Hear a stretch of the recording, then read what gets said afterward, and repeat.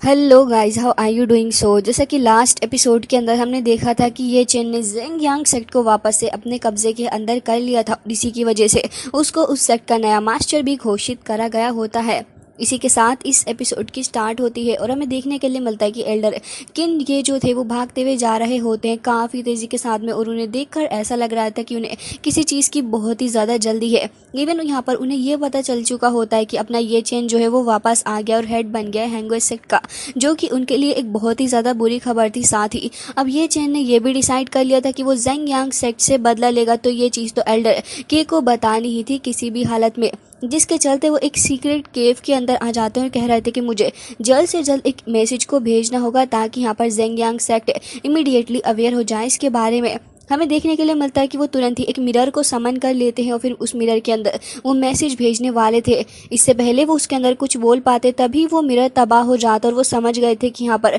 कुछ ना कुछ गड़बड़ चल रही है। हालांकि इसके बाद हमें देखने के लिए मिलता है कि पीछे से यहाँ पर ये चैन बोल पड़ता है और ये कह रहा था कि ऐसा लग रहा है कि एल्डर गे आप इस चीज़ की यहाँ पर प्लानिंग कर रहे हैं कि जेंग यांग सेक्ट को सब कुछ बता दिया जाए, मेरा प्लान ख़राब करने की कोशिश ना करें। लेकिन तभी हमें देखने के लिए मिलता है कि ये चैन जो कि अब इस लड़की के साथ में आ रहा था और ये कह रहा होता है कि आप तो हमारी नाक के नीचे ही सारी इन्फॉर्मेशन जेंग यांग सेक्ट को दे रहे हैं, मतलब आपसे बड़ा झूठा तो कोई हो ही नहीं सकता। जिसके साथ ही वो ये भी कह रहे थे कि ऐसा लग रहा है कि आप तो हमारे यहाँ पर हेड मास्टर तोंगशुआन पेक्ट्रियास के सारे रेमिनेंट्स को क्लीन अप करना चाहते हैं। लेकिन तभी हमें देखने के लिए मिलता है कि एल्डर तो काफ़ी ज़्यादा गुस्से में आ गए थे। एक तो वो जेंग यांग सेक्ट के लोगों को मैसेज नहीं भेज पाए, ऊपर से यहाँ पर ये चेन ने सब कुछ साफ साफ देख लिया था, जिसके चलते उन्हें काफ़ी ज़्यादा गुस्सा भी आ रहा होता और कह रहे थे कि आखिर मैं भला ऐसा क्यों ही करूँगा और आप तो ज़बरदस्ती मेरे ऊपर एक ट्रेटर का धब्बा लगा रहे हो। लेकिन तभी ये चेन उसकी तरफ को देख रहा था और ये कह रहा होता है कि मानना पड़ेगा जेंग यांग सेक्ट ने तो अंदर कवर ही यहाँ पर एक काफ़ी ज़्यादा पावरफुल एक्स्ट्राऑर्डिनरी पर्सन को भेज दिया अपना एजेंट बना के। मैं मान गया जेंग यांग सेक्ट को। जिसके साथ ही हमें देखने के लिए मिलता है कि वो अपनी सोल सर्चिंग पावर का इस्तेमाल करके अब ये पता लगाने वाला था कि यहाँ पर ये जो कुछ भी हो रहा है वो कैसा चल रहा है। हालांकि इसके बाद वो ये भी कह रहा होता है कि अब तो पता चल ही जाएगा जब मैं आपके ऊपर अपनी सोल सर्चिंग पावर का इस्तेमाल करूँगा। तभी एल्डर ये बातों को घुमाने लग जाते हैं और कह रहे थे कि बिल्कुल गे किंग किसी भी चीज़ से बिल्कुल भी नहीं डरता है, अगर आप चाहें तो फिर मेरे ऊपर इस चीज़ का एक्सपेरिमेंट करके देख सकते हैं। जिसके साथ ही अब हमें देखने के लिए मिलता है कि वो केव से बाहर की तरफ को जा रहे थे और तुरंत ही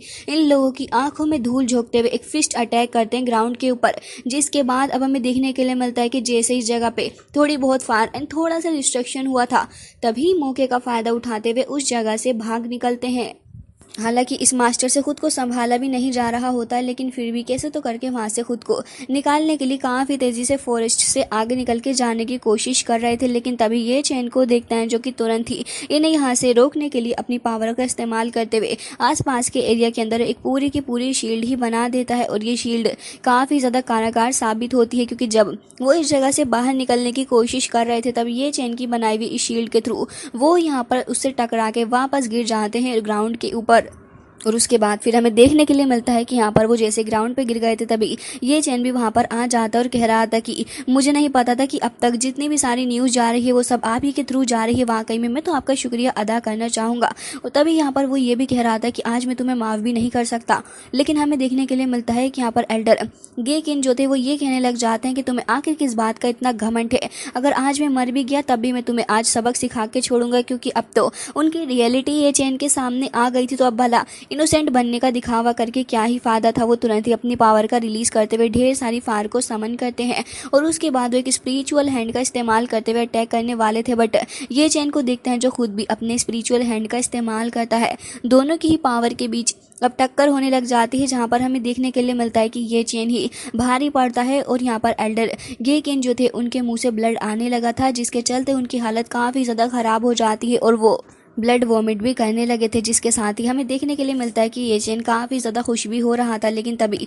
वो अपनी फायर स्पिरिट का इस्तेमाल करते हुए तुरंत ही ये चेन के ऊपर एक बार फिर से अटैक करते हैं, क्योंकि वो ये चेन को अपनी पावर का जलवा दिखाना चाहते थे। बट असल में उन्हें इस बात की गलत फहमी है कि वो ये चेन के सामने टिक सकते हैं, क्योंकि ये चेन ऑलरेडी काफ़ी ज़्यादा पावरफुल हो चुका है उनकी फायर स्पिरिट को। तो ये चेन एक पंच के थ्रू ही ख़त्म कर देता है और फिर उसके बाद ये चेन उनको किक मारता है, जिसके बाद तो मोटू मास्टर रोल बनते बनते काफ़ी ज़्यादा ज़्यादा दूर घूम के जाके गिर जाते हैं और इसी के साथ यहाँ पर ग्राउंड भी तोड़ते फोड़ते जा रहे थे, ऑलमोस्ट ग्राउंड के अंदर जाके ही धंस जाते हैं। और उसके बाद फिर हमें देखने के लिए मिलता है कि अल्टीमेटली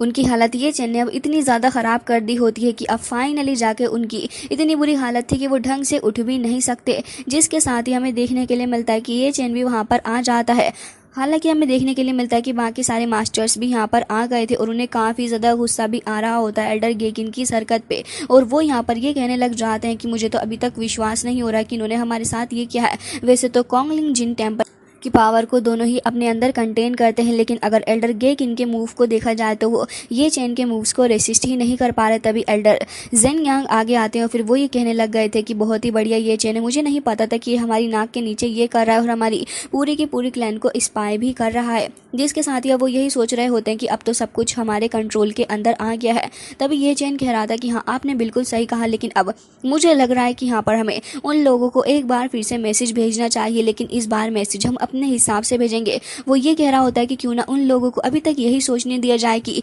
ये जो अपना हैंगर सेक्ट है वो टोंग शुआन के हाथों में ही है, जिससे कि उन्हें गलतफहमी रहेगी और वो अपने कदमों को बिल्कुल भी फूक फूक कर नहीं रखेंगे, जिससे कि वो बाकी सारे सेक्ट के साथ में हाथ मिलाना चाहेंगे और फिर हमारे सेक्ट के ऊपर वो और भी ज़्यादा तबाही मचाने के लिए आएंगे। लेकिन इस अपॉर्चुनिटी का फ़ायदा उठाते हुए हम बाकी के सारे सेक्ट को अपने साथ में मिलाएंगे, जिससे कि हमारा हैंगर सेक्ट एक बार फिर से स्ट्रांग हो जाए और उसके बाद हम लोग जेंग यांग के लोगों के साथ में फाइट करेंगे। जिसके साथ ही मास्टर यिंग भी इस चीज़ के लिए मान गए थे और कह रहे होते हैं कि अगर ऐसी बात है तो फिर ठीक है, मैं इस चीज़ को करने के लिए राज़ी हूँ। ये चेन भी कह रहा था कि हाँ, और ये सारा का सारा मैटर मैं आपके ऊपर छोड़ता हूँ, तो वो तुरंत ही उसके ऑर्डर को ले लेते हैं। दूसरी तरफ हमें देखने के लिए मिलता है कि एल्डर कुन भागा भागा आता और कह रहा था कि यहाँ पर गेकिन ने हमें एक मैसेज भेजा है कि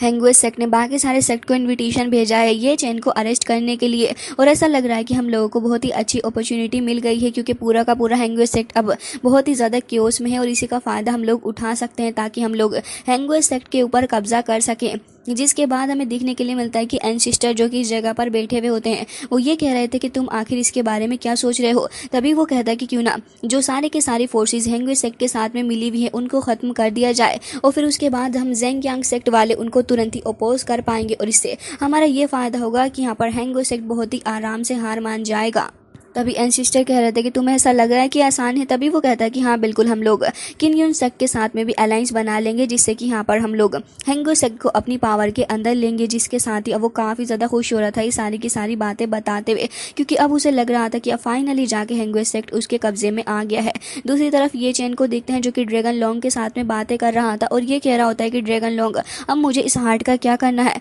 तभी वो उसे कह रहे थे कि तुम प्योरीफिकेशन मंत्र का इस्तेमाल करते हुए इसको धीरे धीरे करके रिफाइन करने की कोशिश करो। जिसके साथ ही वो उसे ये भी बता रहे होते हैं कि इसके अंदर जो ईविल थॉट है